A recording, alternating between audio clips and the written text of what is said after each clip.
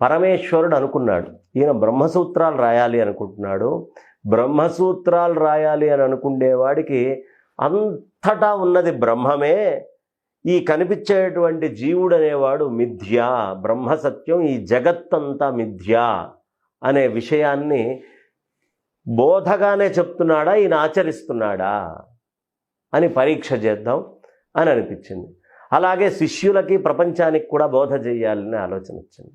వెంటనే పరమేశ్వరుడు ఓ చిన్న చండాల రూపం ధరించి 4 కుక్కల్ని అటు ఇటు పెట్టుకొని చేతిలో కళ్ళు ముంత పట్టుకొని శరీరం మీద సోయ లేకుండా ఇట్లా నిల్చొని అలా తాగుతూ ఇలా తిరుగుతున్నాడు. ఆయన తూలుతూ ఇలా తిరుగుతూ ఉంటే అదే సమయంలో శంకరాచార్యులు వారు అక్కడికి వచ్చారు. వచ్చి శంకరాచార్యులు వారు ఆ మనిషిని చూశారు. చూసిన తర్వాత అపసర గచ్చ దూరం, అయ్యా కొంచెం పక్కకు జరుగు అన్నారు. అనగానే ఈయన ఏం తెలియని అమాయకుడిలాగా అట్లా తాగుతున్నట్టే ఉండి మొహం అట్లా పెట్టి, ఏటి స్వామి దేన్ని జరగమంటావు, శరీరాన్ని జరగమంటావా? శరీరాన్ని గనక నువ్వు జరగమంటే నీ శరీరము పాంచభౌతికమే, నా శరీరము పాంచభౌతికమే. అన్నమయ కోశంతో నీది తయారైంది, అన్నమయ కోశంతో. అన్నమయ కోశాన్ని జరగమంటే ఇది జరగడం వల్ల, ఇక్కడ ఉండడం వల్ల నీకు వచ్చిన ప్రయోజనం ఏం లేదు కదా. పోనీ నువ్వు లోపలున్న ఆత్మను జరగమంటావా? ఆత్మ అంతటా ఉందిగా, అది లేనిది ఎక్కడా? అది మొత్తము నిండి ఉన్నది, సర్వవ్యాపకమైనది అని నువ్వేగా సిద్ధాంతం చెప్తోంది. కాబట్టి అంతటా ఉన్నటువంటి ఆత్మను జరగమంటావా, నీది నాది పాంచభౌతికమైనటువంటి శరీరమే దీన్ని జరగమంటావా అనే ప్రశ్న వేశారు.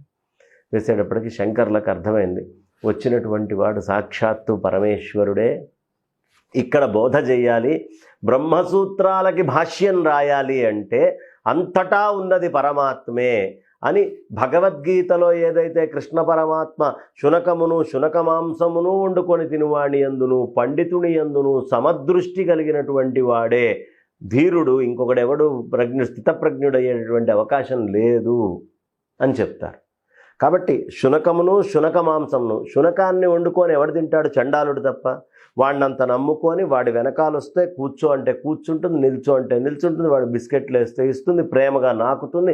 అంత ప్రేమ మనుషులు కూడా చూపించలేరు కదా. అంత ప్రేమ చూపించేటటువంటి కుక్కని, వాడే సర్వస్వం అని బతుకుతున్నటువంటి కుక్కని కూడా వాడు చంపుకొని తిన్నాడు అంటే వాడికంటే చండాలుడు ఎవడు ఉండే అవకాశం లేదు. వీడు అలా నమ్మకంగా వెళ్ళేటటువంటి కుక్కల్ని తినే రూపంలో పరమేశ్వరుడు వచ్చాడు. కాబట్టి చండాల శబ్దం అక్కడ వాడబడ్డది. వెంటనే శంకరాచార్యుల వారికి వచ్చినటువంటి వాడు పరమేశ్వరుడు అని అర్థమయ్యి ఆయన మనీషా పంచకము అని అద్భుతమైన ఒక స్తోత్రాన్ని అప్పటికప్పుడు అక్కడ చెప్తారు. అది మీరు కూడా చెబుతూ, అది పెద్ద స్తోత్రం చెబుతూ, ఆ స్తోత్రం ఒక్కదాన్ని 4 రోజులు చెప్పుకోవచ్చు, కావాలంటే వారం 10 రోజులు చెప్పుకోవచ్చు, అంత అద్భుతమైన స్తోత్రం చెప్తూ అందులో చివరికి ఒక మాట అంటారమ్మా, చండాలోస్తు సతుద్విజోస్తు గురురిత్యేష మనీషా మమ.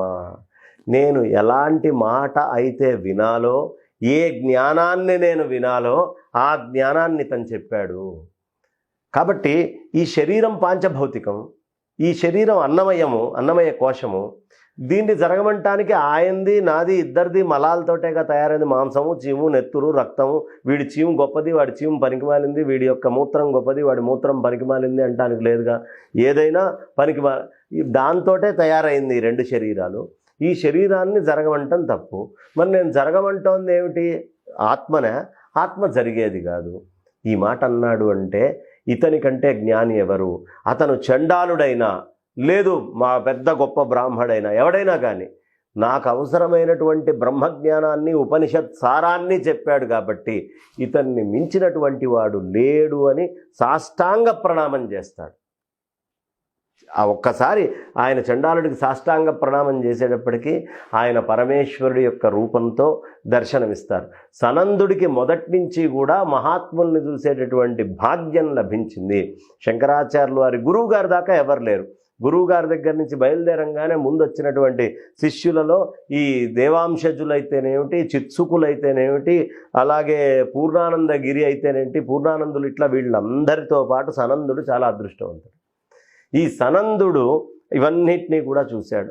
అక్కడ శంకరాచార్యులు వారు బ్రహ్మసూత్రాలకి భాష్యం రాయాలి. బ్రహ్మసూత్రాలకి భాష్యం రాయాలంటే అసహ్యము అనేది ఉండకూడదు. అసహ్యం పోవాలి. దేన్ని ఒకదాన్ని అసహ్యించుకోవటం, ఒకదాన్ని గొప్పగా చూడటం, ఒకటి తక్కువని చూడటం, ఒకటి ఎక్కువని చూడటం, ఇలాంటి ఎక్కువ తక్కువ భావనలు ఉన్నవాడు ఎవడూ బ్రహ్మసూత్రాలకి భాష్యం రాయలేడు.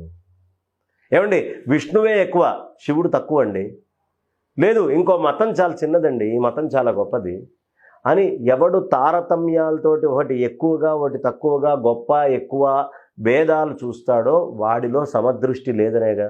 ఒకటి ఎక్కువ అన్నప్పుడు రెండోది తక్కువైందిగా.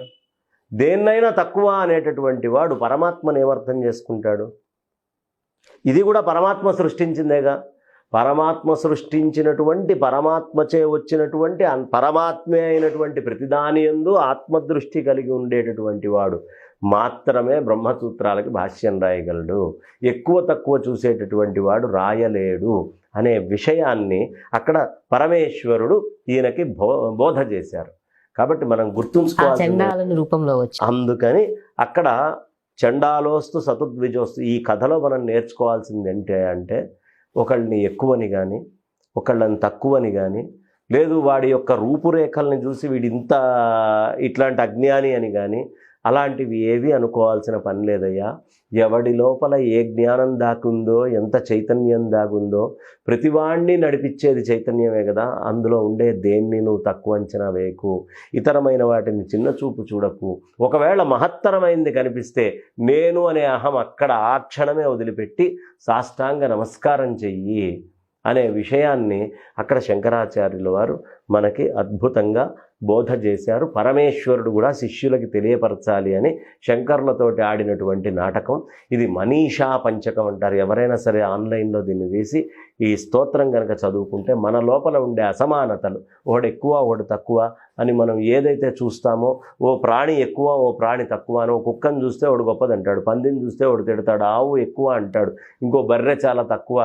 ఏమక్కర్లేదయ్యా, అంతటా ఉన్నటువంటి జీవ చైతన్యాన్ని అంటే సర్వవ్యాపకమైన పరమాత్మను చూడగలిగేటటువంటి వాడికి అన్నీ ఒకటే, అది చూడలేనటువంటి వాడికి ఎక్కువ తక్కువలు అనేటటువంటివి కనిపిస్తూ ఉంటాయి అని చెబుతూనే లౌకికంలో వ్యావహారికంగా దేని పని దాందే.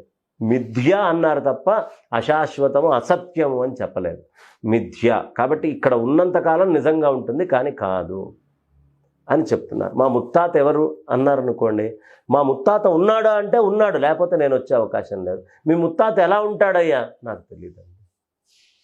తెలియదు. ఆయన గురించినటువంటి జ్ఞానం ఏదీ నాకు లేదు, నేను చూడలేదు, ఏం చేయలేదు. ఎవరైనా పెద్దలు ఏమైనా 2 కథలు చెప్తే విన్నానేమో కానీ వాళ్ళు లేకుండా నేను లేను. కానీ వాళ్ళు ఉన్నప్పుడు వాళ్ళు సత్యము, ఇవాళ నేను సత్యము. వాళ్ళు ఇవాళ మిథ్య, ఆ రోజు సత్యం అయినప్పటికీ ఇవాళ వాళ్ళు మిథ్యే కదా. అట్లాగే నేను కూడా కొన్ని తరాల తర్వాత మిథ్యనైపోతాను. కాబట్టి మిథ్యని పట్టుకోకండి. ఆనాడు ఆయనలో ఉన్నది, మా ముత్తాతలో ఉన్నది పరమాత్మే నడిపించింది, ఇవాళ నన్ను నడిపిస్తుంది పరమాత్మ, ఇది సత్యం, దీన్ని పట్టుకోండి అని చెప్పి మిథ్యా సత్య జ్ఞానాలని శంకరాచార్యుల వారి ద్వారా ప్రప్రథమంగా కాశీలో విశ్వేశ్వరుడు అనుగ్రహించాడు. బ్రహ్మసూత్రాలు రాసేటప్పుడు ఎలాంటి బుద్ధిస్థితి ఉండాలి అని చెప్తున్నారు. ఆ బ్రహ్మసూత్రాలను చదవాలంటే ఎలాంటి బుద్ధిస్థితి ఉండాలో కూడా అక్కడ చెప్తూ ఉన్నారు. కాబట్టి అది ఈ కథలో మనం నేర్చుకోవాల్సినటువంటిదమ్మా.